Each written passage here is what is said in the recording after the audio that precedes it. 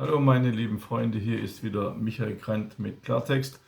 Heute zu dem Thema 1939, wie die Polen die Engländer austricksten. Ihr wisst, in meiner Arbeit ist es sehr wichtig herauszufinden, wie der Zweite Weltkrieg überhaupt entstand und ob die Polen auch eine Mitschuld hatten.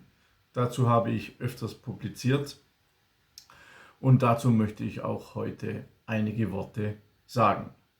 Und zwar die Engländer und die Franzosen haben den Polen ja eigentlich einen Persilschein gegeben, eine Garantieerklärung, dass sie Polen helfen werden, wenn die Deutschen aggressiv bzw. aus ihrer Sicht einen Krieg anfangen würden.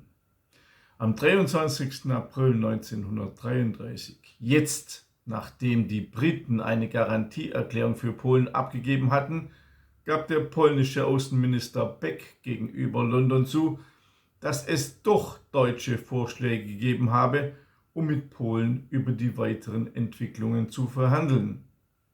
Bis zu diesem Zeitpunkt hatte Beck dies verschwiegen.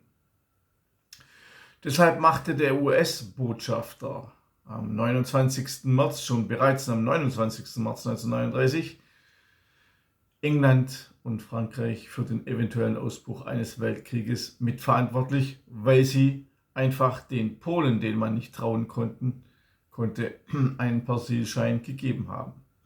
Der britische Außenminister Halifax erklärte zu der Täuschung der Polen, also nachdem sie jetzt zugegeben hatten, nach der Garantieerklärung, dass es doch Gespräche mit Deutschland gegeben habe, ich zitiere, stimmt es nicht, dass Beck uns zu verstehen gab, es habe keine definitiven Vorschläge gegeben und dass die Angelegenheit nicht bis zum Stadium der Verhandlungen gediehen sei?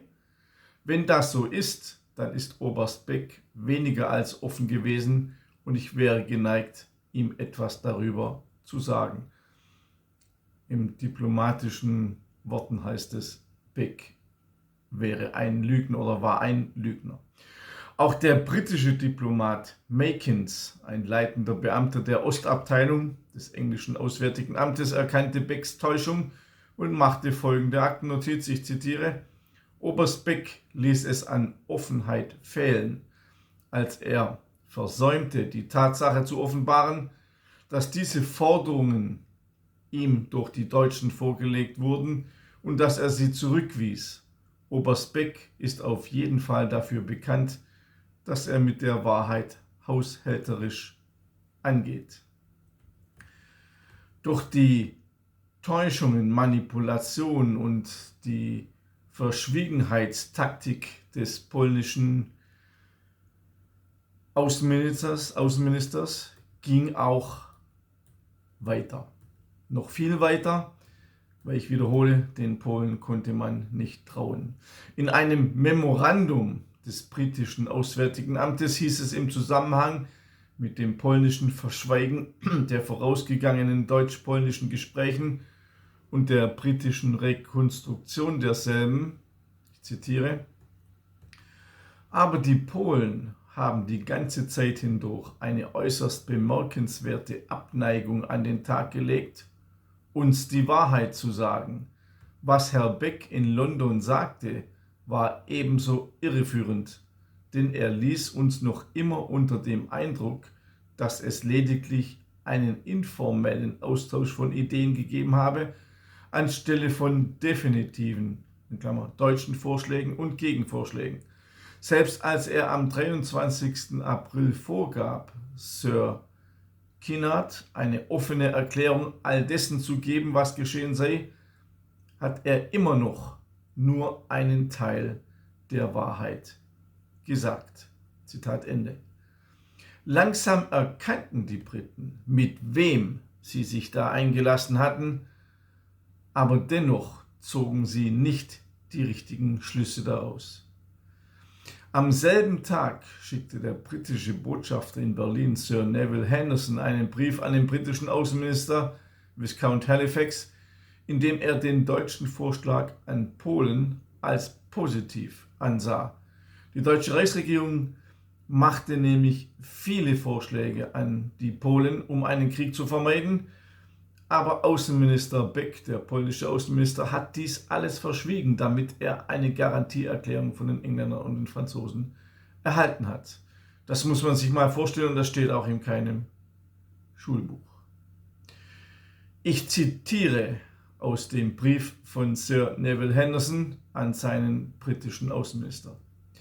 Wieder einmal ist die deutsche Sache, was die unmittelbare Frage angeht, weit davon entfernt, ungerechtfertigt oder unmoralisch zu sein. Wenn ein unparteiischer Marsbewohner als Schiedsrichter amtieren müsste, so kann ich nicht glauben, dass er ein anderes Urteil fällen würde als eines, das mehr oder weniger in Übereinstimmung mit dem Angebot Hitlers ist. Was im Auge behalten werden muss, ist, dass Danzig und der Korridor die große Frage vor 1933 war. Eine der unpopulärsten Handlungen Hitlers war sein 1934 Vertrag mit Pilsudski, dem polnischen Staatschef. Er hatte eine ganze Partei gegen sich.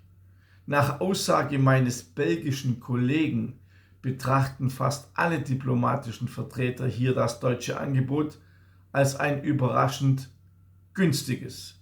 Der holländische Gesandte, der amerikanische Geschäftsträger, mein südafrikanischer Kollege haben zu mir in diesem Sinne gesprochen. Es graut mir bei dem Gedanken, dass unser Schicksal in den Händen der Polen liegt. Sie sind ohne Zweifel heroisch, aber auch Narren. Und fragen Sie jemand, der sie kennt, ob man ihnen auch trauen kann. Zitat Ende. Also den Engländern graute es, dass ihr Schicksal in den Händen der Polen lag. Und dennoch handelten sie so, wie sie handelten.